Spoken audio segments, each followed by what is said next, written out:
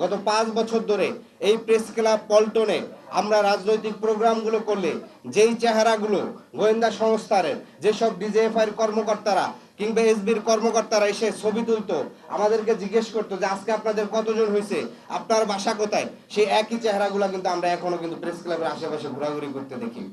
তাহলে অভ্যুত্থান পরবর্তী বাংলাদেশ আর অভ্যুত্থানের আগের বাংলাদেশের যেই সিস্টেম রয়ে গেছে, সেই একই সিস্টেমের মাধ্যমে আবারও একটি জাতীয় নির্বাচন করতে যাওয়া মানে আবারও কারা সরকারি দল হবে, কারা বিরোধী দল হবে, কে এমপি হতে পারবে, কে হতে পারবে না, সেই একই সিস্টেমের কিন্তু আমরা আশঙ্কা করছি। ফলশ্রুতিতে আগামীর এই নির্বাচনে সবচেয়ে গুরুত্বপূর্ণ বিষয়, আমরা নির্বাচন কমিশন কোন অদৃশ্য শক্তির বলে এরকম একটি ভুইফুর সংগঠন, মানে এটি কিন্তু শুধু সিমটমস নট, শুধু এটি একটি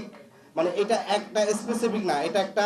উদাহরণ। ফলে নির্বাচন কমিশন যে আগামী নির্বাচনে সেই অদৃশ্য শক্তির বলে আরো অনেক কি কি কাজ করবেন কি করবেন না, সে বিষয়টি কিন্তু আমরা এখনো জানতে পারি না। ফলশ্রুতিতে আমি গণতান্ত্রিক রাজনৈতিক সকল দলগুলোকে আহ্বান জানাবো যে শুধুমাত্র যে একটি দুষ্ট চক্র ছিল, সেখানে একটা রাজনৈতিক শক্তি হিসাবে শুধুমাত্র আওয়ামী লীগ ছিল,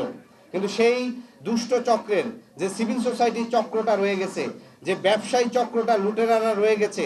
যে আমলা এবং প্রশাসনের ভিতরে গাপটি মেরে থাকা আওয়ামী লীগের দোসররা রয়েছে, এই যে বাকি 3টা চক্র এখনো সক্রিয় রয়েছে, যারা আগামী নির্বাচনকে নানাভাবে প্রভাবিত করার, নানাভাবে তাদের এজেন্ডা বাস্তবায়ন করার চেষ্টা করেছে, সেই চক্র যেন ভাঙার জন্য রাজনৈতিক দলগুলো সম্মিলিতভাবে কাজ করে, সেটির জন্য আমি আহ্বান জানাবো।